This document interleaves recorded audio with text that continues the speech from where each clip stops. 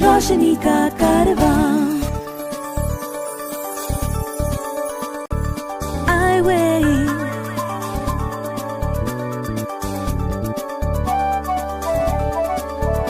ये है रोशनी रोशनी रोशनी का कारवां रोशनी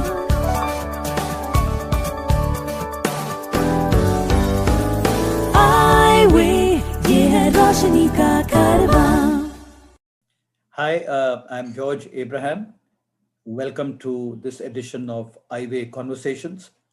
My guest today is Moses Chowdhari, a young man from Andhra Pradesh who has made his mark in the area of digital literacy and employment for persons with disability.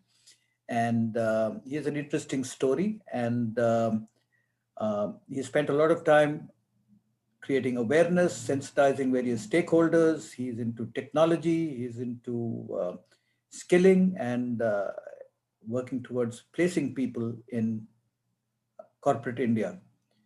Welcome, Moses, and how are you this afternoon? Hi, George. First of all, Happy New Year to you and all your listeners. Yes, I'm really doing well, and how are you? I'm doing well. So I'd like to know, Moses, to start with, you say that you are low vision. So what I Yeah. wanted to know and what the listeners to know is what is the difference between people who have low vision and people who are blind?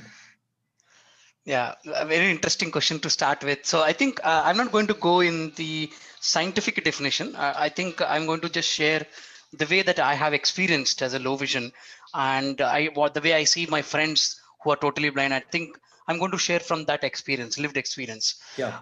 So first of all, as a person with low vision, um, in my case, actually, disability is noticeable in the sense when somebody sees my eyes, actually people can make out I'm a person with vision impairment.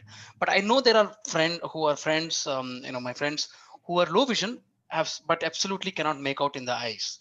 So that's one thing that just is one at a basic level the difference. But I think as a person with low vision, it's a huge spectrum, because what you can see, what you cannot see is very individual thing, in the sense that some of us can see things, objects clearly, but cannot recognize colors.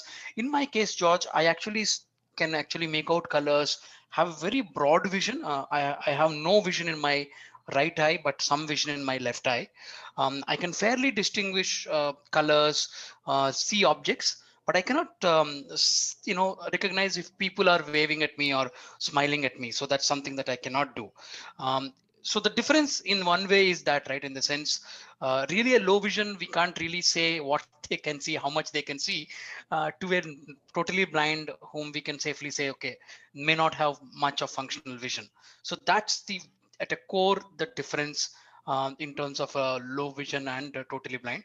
I had a lot of funny instances as well. I'm sure in the way of conversation, we will talk about that as well. But as being a person with low vision, sometimes, you make mistakes, and people laugh about it, and in fact I laugh about them as well. Yeah, I have often run into trouble because much of my early life I had low vision also, like you, meaning I could see well enough to move around and Mhm. recognize colors and so on. But there were comic situations. Anyway, Uh, moving on, Moses, you grew up in a village in Andhra Pradesh. yeah. So tell me a little bit about your early childhood. Um, so I was born in a farming family in Andhra Pradesh. So when I was 3 months old, is when I was taken to polio drops. Is when my the nurse recognized that I have some sort of eye condition by just looking at me, and eventually my parents took me to All India Medical Eye Institute in Delhi, all the way from Andhra Pradesh, and I had to undergo 3 surgeries, George, and then all went in vain, and eventually I lost one eye completely, another just some residual vision that I regained. I have retained in my left eye. Did So the did the did the doctor give any name to your eye condition? absolutely. So it's a combo offer. It's a glaucoma and corneal dystrophy. So, which is glaucoma. I think everybody understands. The cornea dystrophy is about the cornea becoming thicker and thicker. So that's the And condition. becoming opaque in the process. Absolutely. Yeah, Okay, yeah. okay, I'm okay. just oversimplifying for, yeah. Yeah, carry on. Yeah. So that's the beginning in one way. Like many parent, I mean, many families, the immediate reaction for my family was that, whoa, where do we go now? Because when we talk about vision impairment, even now in many places, beyond going to high hospitals, people don't know how to really move forward if any of their family members have a vision impairment. So that's the intuitive reaction. Then what happened was that I started going to school in nearby my village along with my cousins. So I went to school initially, maybe kindergarten, equivalent to today's kindergarten. I used to recite rhymes and all that was fine. But when the time has come to start writing, and when the teacher is writing on the board, is when I started seeing problems, because I could not read anything. I'm not able to follow what the teacher was saying. And that's when I think maybe I was in my first standard that time. And my teachers called my parents and said, no, we can no longer accommodate your son in this school, because he's not able to follow when the teacher is writing on the blackboard. So that was a devastating moment for my mother, because she always wanted me to go to school, because she felt, even with with my vision condition, low vision, she always thought if I could access to education and I would be fine. So with my grandfather's help, my mother's father, who invested his time about an year to just and identifying where the school that a blind person can go to. And George, it took about 1 year, so I had to lose that 1 year in the middle. And eventually we found a school in Vijayawada, because where I was born was a village called Gantasala. So that's about 70 kilometers away from Vijayawada. um, Ghantasala is a famous name. There was a famous singer by the name of Ghantasala. Absolutely, the great Telugu singer, and that Gantasala is actually his surname. Right. Right. So, Does he belong to this though village? Does he belong to this village? no, no, no, no, he is actually comes from a nearby village, but not my village. Okay. All right. But his surname is, I think we borrowed his surname to my village, or other way around. I don't know which way, but yeah. So though the school is actually available nearby, I mean in about 70 kilometers vicinity, but we never knew about it. I mean, my parents or anybody in the village, nobody in the village knew about it.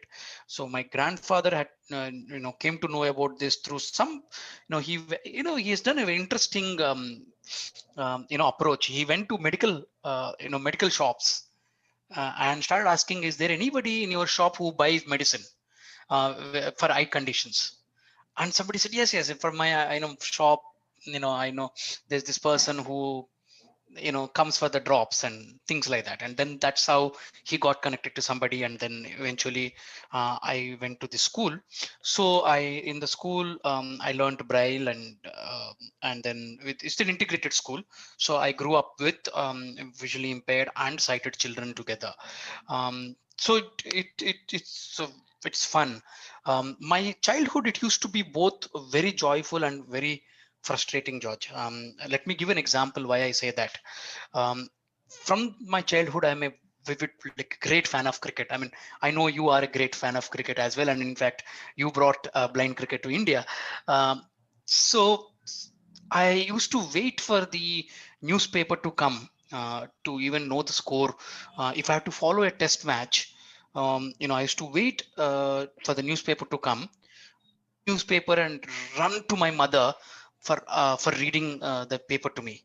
And Right. she just used to turn around and say, yeah, well, I'll read newspaper for you now, but that means that you will not have lunch tomorrow today. So I don't think I had a choice between the food and Right. paper. So I used to wait for my mother to complete all her work to finish reading paper.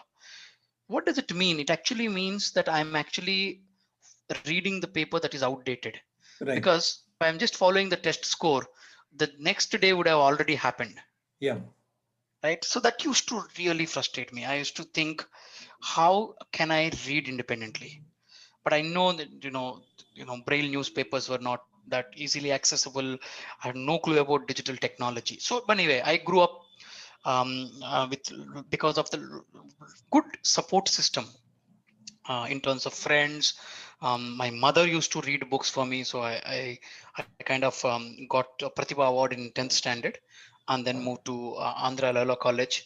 But even there, a lot of challenges. But I'm sure we will talk about them. But all my childhood I used to oscillate between this joy of playing, and I used to be a good runner in the school, so participate in the games, but also equally used to get frustrated with this small little things that I could not do as low vision.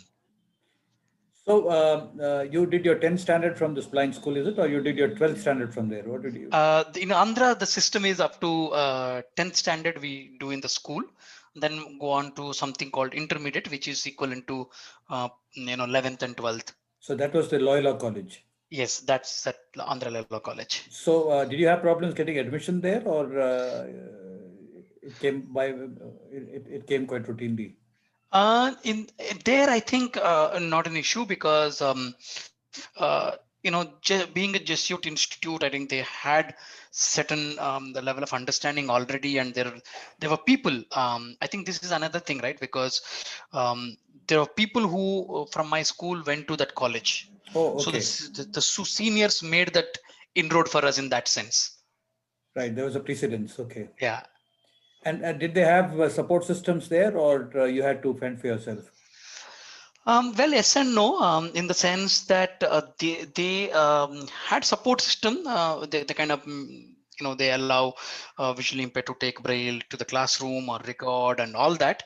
Largely the facility, I mean their inconvenience has come from their lack of awareness. For example, in retrospect, I think rather than allowing us to write with scribes, if there would have been a system where we could have written our own exams, that would have been much more better, because otherwise essentially what we are now having is people who are very well educated with vision impairment and low vision, but technically illiterate, because they don't know how to read and write. If they don't know braille at all, then we have a different problem now. I mean, we'll talk about it when we talk So about digital tools. Yeah. what you are suggesting is that if you could have written your exams in Braille at that point of time, you might have been better prepared to move forward in life. Is that what you're saying? Absolutely. I mean, that's an exposure, right? Either with braille or technology. But if I can do my things on my own, but I'll tell you why. As a person with low vision, I mean, I don't have that much vision to actually see the printed material, so I always have to depend on somebody to read. So in even till I come to my +1 +2 intermediate, I used to be very weak at spellings, and I had to make conscious effort after that to improve. Because today my work involves largely reports and with funders and things like that. But that time, what, because if you don't see the spelling, and spelling is a so visual thing, right? Whether you might know Deutsch spelling, it's not because you learned. Perhaps you would have seen somewhere the hoarding or the board, or in our case, we would have seen the spelling with when we read with the digital copy. Uh, Yeah, actually, I would put it this way, that if you have to write something, you have to know the spelling. And if you have to know Absolutely. if you have to write, and if it is mandatory for you to write, then you will take the trouble of learning the spellings.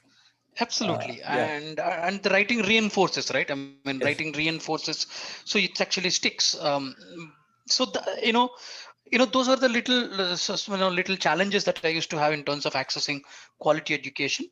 But by and large, they had that system those days. The scribes, and we were allowed to, take the assistive technology to the class. I mean, that day, those days, assistive technology was only braille and recorder kind of things. Right. Yeah. So you did your graduation and post graduation from the Hyderabad Central University, right? Yeah, I mean, I did graduation in Loyola itself, in Right. Andhra, and then moved on to you know uh, Hyderabad Central University. So, what was your time at HCU like? Oh, that's again, it's very wonderful because it's first of all it's a 2,000-acre campus, Right. and I'm happy. During the degree, I mean, after my intermediate, I continued in Loyola College where I took BA English. So there's a story. Though I got state first award in my HEC group in the intermediate, I had to switch to English medium. So in Loyola College for my graduation. So Judge, I used to actually go to class just along with the professor. So that I don't need to communicate with anybody else, because when the teacher comes and lecturer comes, he straight away starts the class, because I could not communicate anything other than say, hi, how are you? So there too, I You mean you until that point you hadn't been exposed to English. no, no. You studied in a Telugu medium school. Telugu medium school. All right. Yeah, So Telugu medium. you would enter the class when the professor entered the class. Yeah, absolutely. Okay. And from there, to be able to crack seat in the master's class in at Central University of Hyderabad is a quite a task, because it's an all India entrance exam, and I'm happy to just note that I got through with in the open category without even using my Disability. with disability as a quota system. So to really work hard, but I think that's good. That's fun, because then by the way, I learned English thanks to cricket commentary, Ah. um, because I like cricket and anyway wanted to follow. So just listening and listening and listening, I think I picked up the language, and then It's just had to. like Yeah. it's like Amitabh Bachchan speaking English in the film. I think it was the film. Uh, what's it called? Namak Halal, where Oh. he was talking. When he was asked to speak in English, he started giving cricket commentary. All right. Yeah. Yeah. Well, for me, for many days, English equals to cricket commentary. Right. Great. And that's how So I learned, and I moved to Central University of Hyderabad. right. There, the challenge was, the first thing is that it's not, when it came to MA, George, it's no longer just studying class books, I mean, prescribed books. A lot of The more you reference. read, Lot of yeah, reference reference, yeah, material. Yeah. Yeah. lot Okay. of reference material. You have mammoth library there, but things were, I mean, at least I was not aware of any digital assistive aids and things like that. So there also I depended on my friends to read out. And I'll tell you that in the University of Hyderabad, there was an instant which actually changed my life. So so I took Indian literature is one of my electives in my MA times, Yeah. Yeah. and we had to read Vikram Seth's Suitable Boy. Yes. And I know those of you know the book. It's a huge book. I mean, I don't know, 1,300, 1,400 page book. Yes. We used to use that book to kill mosquitoes in the hostel room. Right. A very effective book, very bulky. Right. Which used to be like, we used to do the circus, surgical strike on the mosquitoes. Right. So when we were asked to read this book, I could nobody could read this to me. Humanly impossible for anybody to read out. Till then, people were reading, and I was okay, but I was always aligning my calendar with them, and I was only in with my friends, and I was taking only the electives that my friends take, because then I can have my friends read for me. So But why do you say Suitable Boy was difficult for friends to read out you because of the size of the book? sheer volume, yeah, there was Ah, the size. okay. Just size, and then we had very less time to read as well. We were asked to read it in about a week's time or so. Right. And I mean, many people, some of my good friends told me, sorry, I have bad throat, and which is true. I mean, maybe some of them, I think some of them started reading out to me, but they felt, I don't think they can complete reading it out to me. Right. Right. And then they said, all sorts of excuses, but anyway, so I don't blame them at all. So that instance actually made me to think again, how can I become independent in reading and writing, which I had in childhood. Have been carrying that frustration, but somehow getting through the system. But this instant is a boiling, or the point where I could no longer take it. So what was the outcome of this frustration and this experience? Did you come up with Yes, any solution? absolutely. I think that solution actually turned my life into a new direction. So I wanted to this time. Till then, I was just frustrated, but may not be doing much about it. But this time, I actually called up my one of my cousins who used to stay that time in Bangalore, and said he's a software engineer. I thought, okay, maybe he might know something. He has no disability. Um, I called him up and said, I want to understand how persons with vision impairment pursue their higher education. He said, well, you are pursuing already. I mean, MA is part of your higher education. What do you mean? I said, no, I really want to know how people can do things independently. That's when he came to know, he Googled or what, I don't know what he did, but he came to know that there's something called screen reader, and which I heard, by the way, when I was in Loyola College, but we did not have access to it. Then he said there is an organization by name Enable India in Bangalore who teaches computers for visually impaired. And after my second semester, that means after my first year, during the vacation, I came to Enable India and learned computer. So that instance, I think, made my really made a difference in my life. So when you went back to HCU, you kind of acquired a laptop or something or computer or something?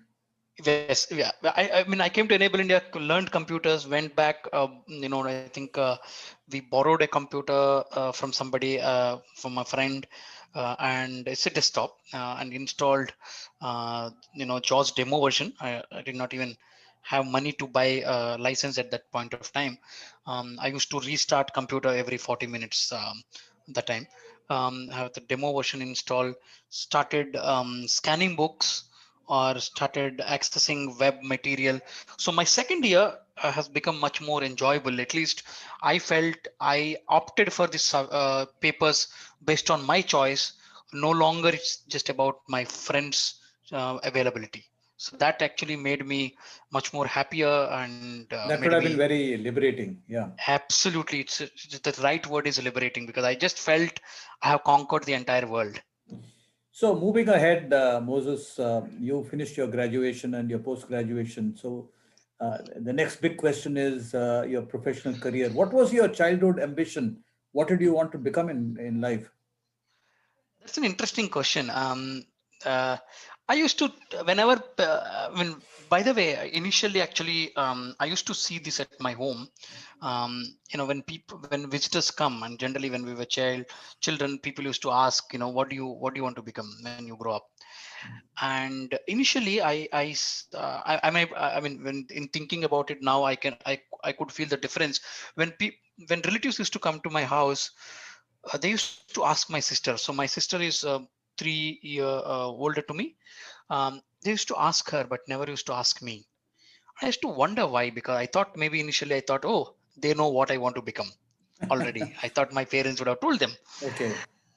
Uh, mm, but I know now why, because in subconsciously they were all thinking maybe this, he would do 10th or maybe study, and then after that, maybe I think my parents mentally were preparing, thinking that okay, maybe after education, I'll have to stay at home and maybe do something, or my father had to earn more, a little bit more, and keep it aside for me. I don't know what was going in their mind, but a lot of relatives used to come, never used to ask me.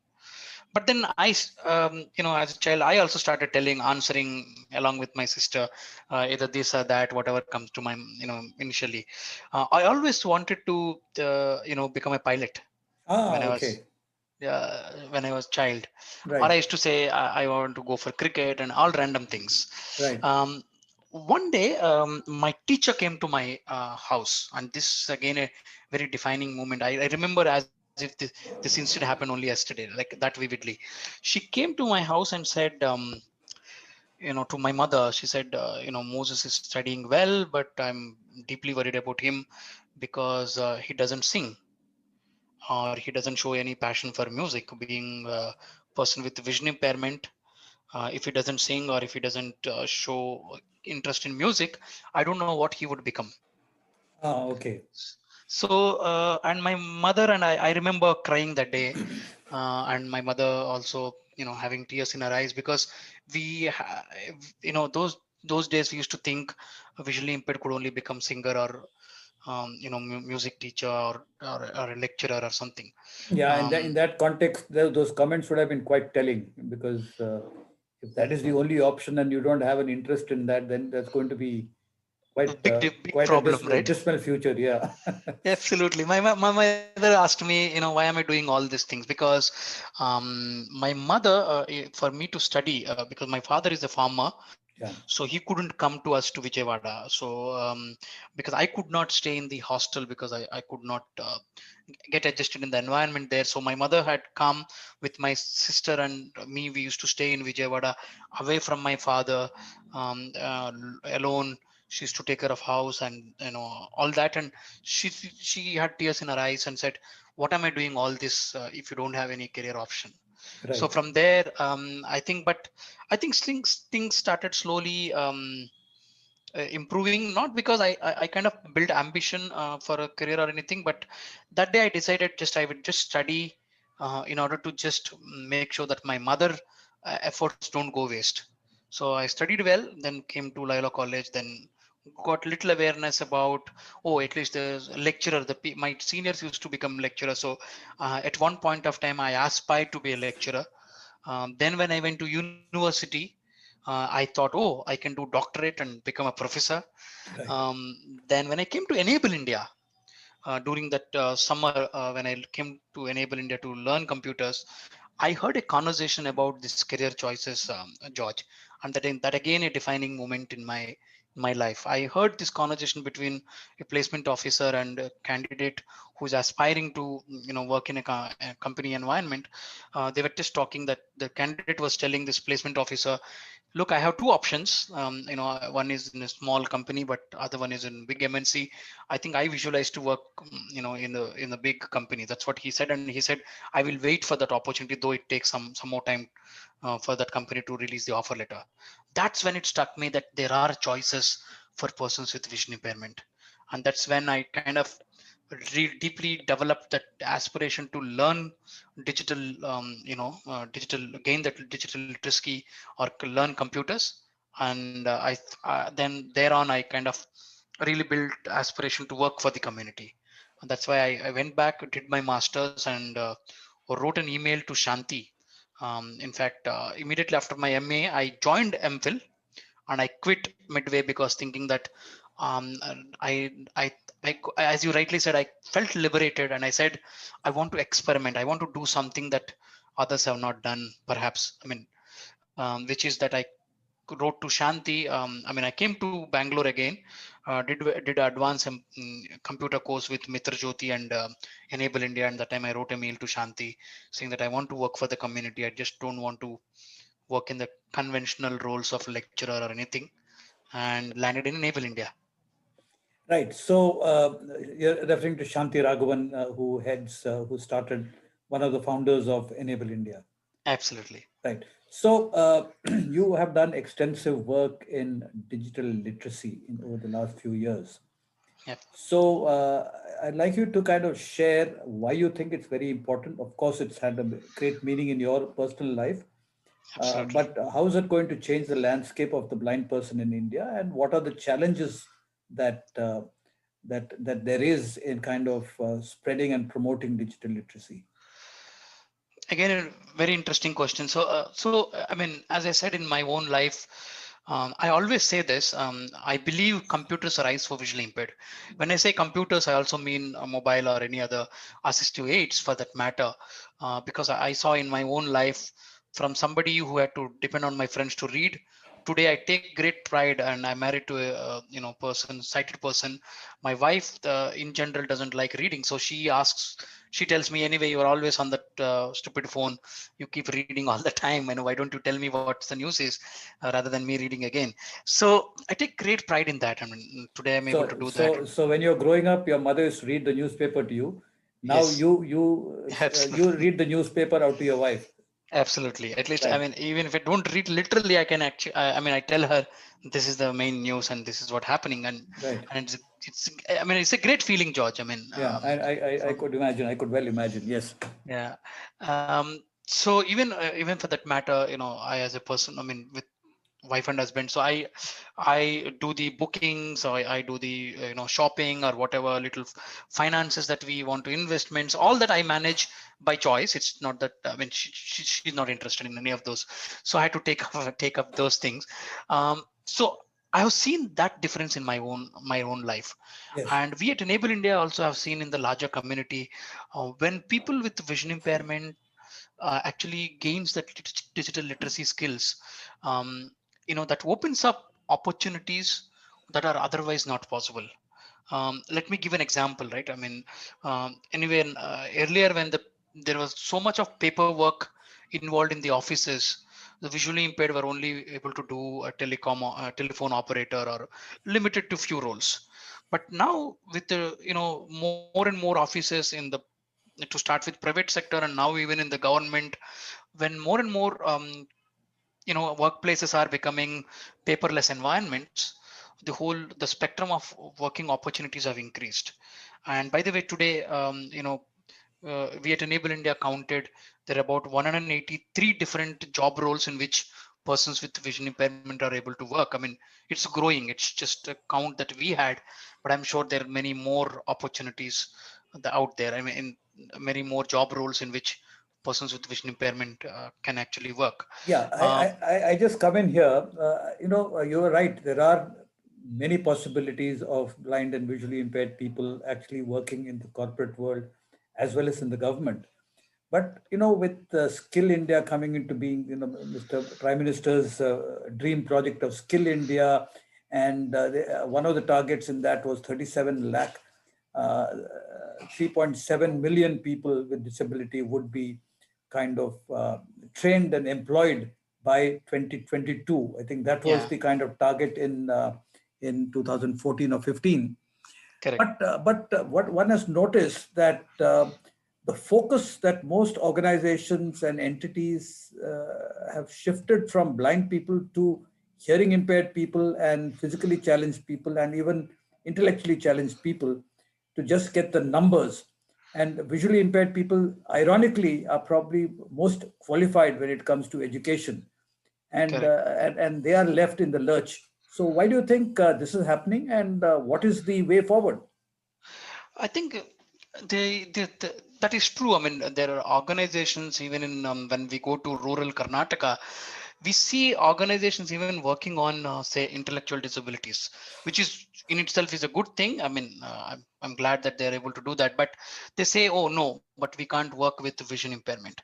The reason for that, George, is that if a person with vision impairment have to really become employable, the journey is much longer, because you have to really teach computers, and then talk about skilling or the domain training programs. Without that base of knowing computers, you can teach a domain, but the ultimately that person is not independent in using computer is not very useful. So what is happening in this number game when it comes to people just making sure that they train more and more people? They think, oh, teaching, if we have to work on the development of persons with vision impairment, that take longer, and many more steps to complete. So the why do we even take touch them? That's an unfortunate thing.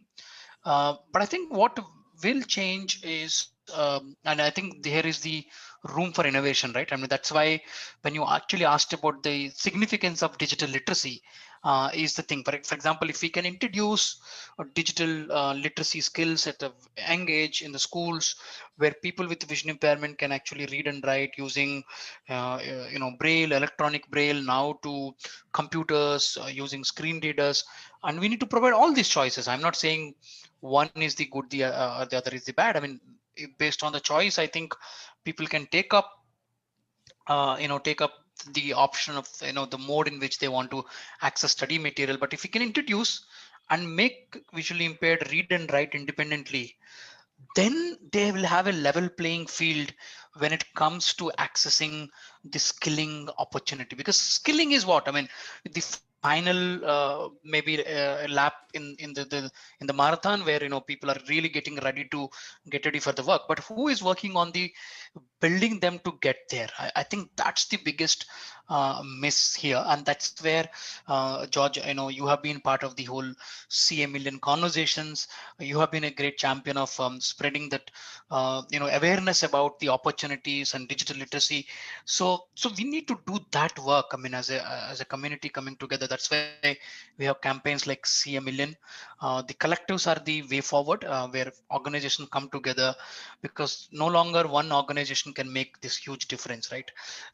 So we need people to come together and work on that, creating awareness. So the way forward is to really to do that backward integration, in terms of really making digital literacy skills available for persons with vision impairment, or digital access for visually impaired from their childhood, then right up to education through, then obviously, yes, if they want to pick up a domain skill towards the end of their academic, then getting into job market is much more easier. So I don't know if I have answered your question, but this is what is running in my head.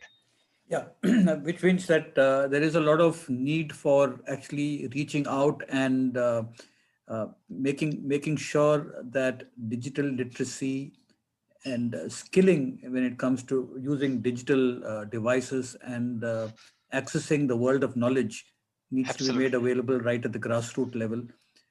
Because there are, the number of blind people in this country run into millions. So that's a Abs- huge number that we're talking about. Absolutely. And so that is one side of the story. But what about people who give jobs, the private sector? What has your experience been? Are they open, or is there work that needs to be done with them? Absolutely. So I think, uh, you know, at least for last 10 years, I have been with Enable. And what I have seen is that increasingly corporate India is becoming aware and coming forward to hire persons with disabilities in general. I'll come to persons with vision impairment in a minute, but in general, persons with disability, people are showing interest in hiring and all that. I'm not saying there is no work to be done there. There's a lot more work to be done, because even now a lot of companies are still having apprehensions. It's just because they never had exposure to working with persons with disability, and anything new for humankind is always takes time to get used to. um, but when George, for some reason, when it comes to persons with vision impairment, again, increasingly people are coming forward, but I still say relatively, when it comes to hiring persons with vision impairment, people still have a lot more questions today.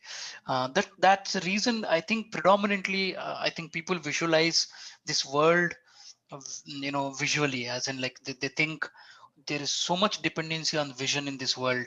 When I say vision, eyesight, I mean not the not the other vision. Eyesight, people think, oh, without eyesight you can't do much. Because of that, I think they corporate India also sometimes they say, oh, we are okay to hire persons with physical disability or other disabilities, but we may not be ready for hiring persons with vision impairment.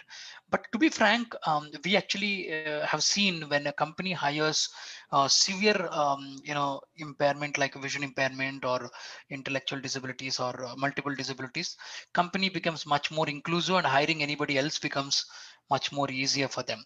So because the people think there's so much dependence on eyesight, they cannot visualize the other world. They have a lot of times questions about how the visually impaired can come or do things and all that. That's why we keep hearing this in the interviews.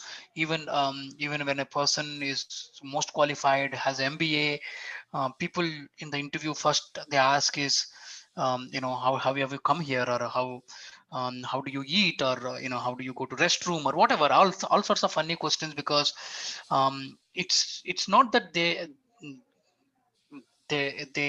want to say, it's not just about insulting, or I mean, Yeah, it's I think it's not about demeaning. It's basically yeah, curiosity and curiosity and genuine ignorance. absolutely, it's a genuine ignorance, and it comes from there.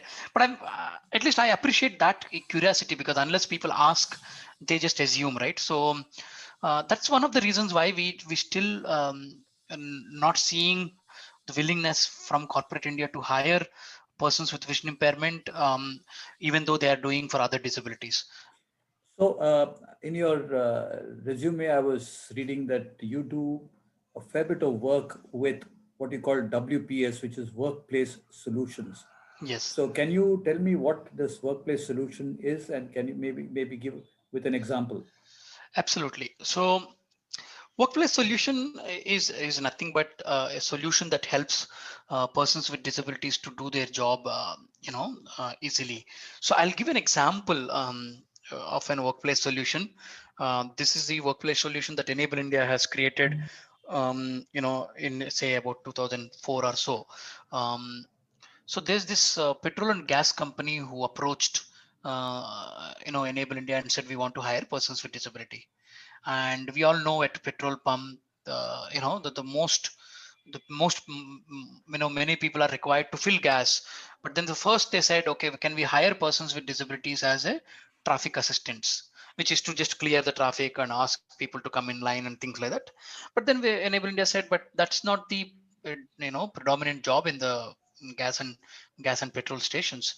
So then they said, oh, but how do we hire say persons with disabilities to fill the gas, petrol and all that? Because if it is visually impaired, they cannot make out they may not be able to read the screen and so on and so forth. But then anyway, so to cut the long story, they said, okay, why don't we hire persons with hearing impairment in this case? So but they said, the company said, but how can they communicate with customer? And that's when Enable India and the company together have designed a simple wipeable board, which says that I'm a person with hearing impairment.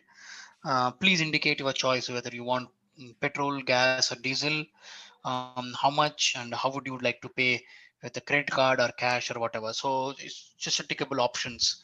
And of course, it's in vernacular languages as well. So the person carries this board to the driver, and the driver ticks, and a person with hearing impairment does the work.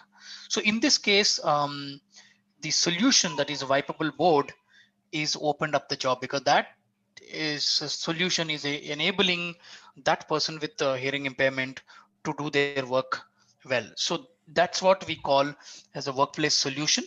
Of course, I just use this example for the simplicity, um, to explain this in a simple words. These solutions can range from no tech to low tech to the highly technological.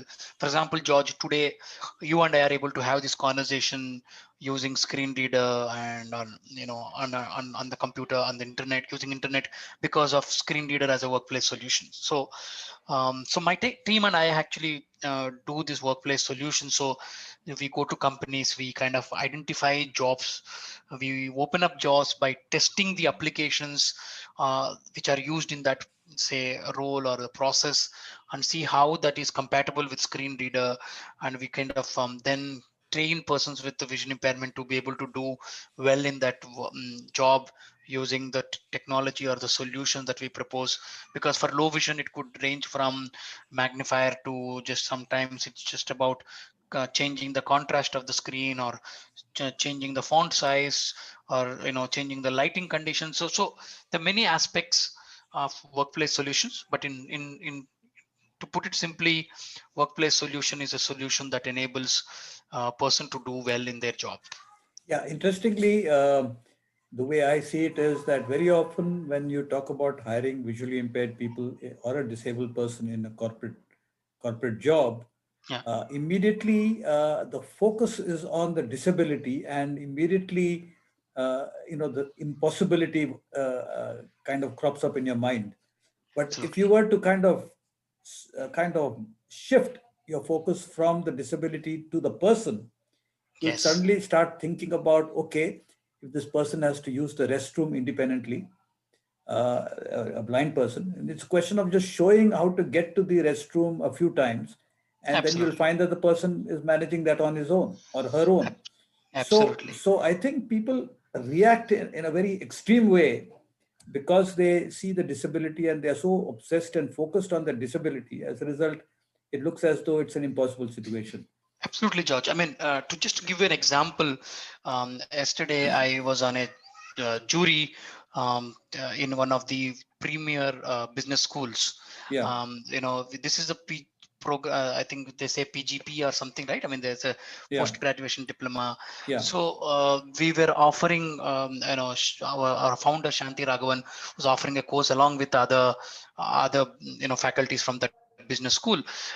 So this is a 5-day program, and we saw people on the first day. These are these are top-notch people, across the country and other countries. When it comes to disability, they were not able to interact because they were very scared of talking about things, because they thought, they might make a mistake and things like that. But when we introduced that thinking of possibilities, and yesterday I was on the jury where they were solving problems. For example, George, one of the team presented about if one of their if they're working in a manufacturing company and their supervisor becomes blind, and how would they enable that supervisor to function as well as that person used to when the person had vision. And these guys came up with so many solutions. That happened because of, as you rightly said, when you don't focus on the problem, when you focus on the person, when you understand the problem, but don't focus, don't get scared of the problem, but to break that problem down and look at the person and enabling, and then you actually come up with solutions. So I think it's very interesting that just that mindset change that helps people to think of solutions. yeah. So we will ask you I would ask you the last question of this chat. Sure. And using a cricket analogy, you've done a lot of splendid work so far. You are still young. You're just 35, as you said. Yeah. You've done a lot of work. You've had a lot of experience of living life with a disability. You've found solutions and you're moving ahead. When you finally kind of pull your shutters down or you declare your innings closed, say at 60, 65, or 70, what is it that you desire to have achieved by then? I think I wanted to, one thing that I surely want to visualize a world where digital literacy is available to persons with vision impairment. That's my first thing, because as I said in many words in my own life, so I wanted to see that. That means that I want to see visually impaired, reading and writing independently. I want people to write, by the way, their own exams, because in the scribe system we lose a lot of things, because as I said, that experience of writing is an important employability skill that is required when you have to work in this 21st century. So one thing that I certainly want to see is that next generation of persons with vision impairment read and write independently. That's one thing that I want to see. But Yes. in general, George, I want to see more and more leaders who have ability to include people, and that's no longer is a skill. It's just no longer about awareness. It's about having that skill and knowledge, and attitude to include people, not just persons with disability, but when you learn to include persons with disability, you become inclusive to many others as well. For example, if you learn how to work with a deaf colleague in communicating simple in a simple language, whether you know sign language or not, if you can do that, you will also learn to include somebody from rural background who perhaps may not have the equivalent, like somebody like me who had to struggle with my limited English in the beginning. So you could perhaps include somebody that disadvantage in terms of English language.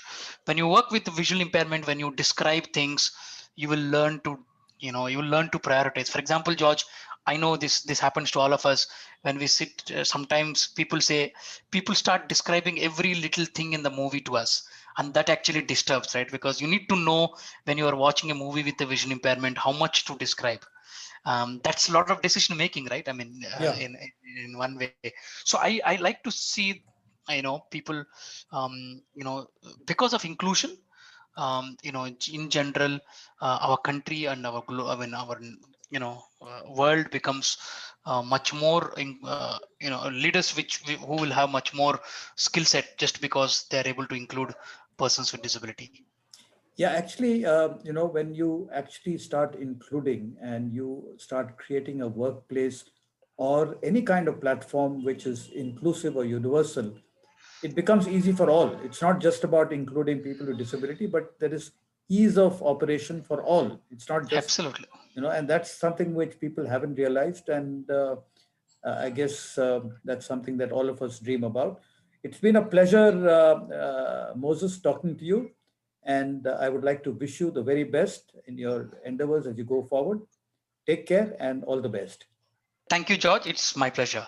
Eyeway, ये है रोशनी का कारवां।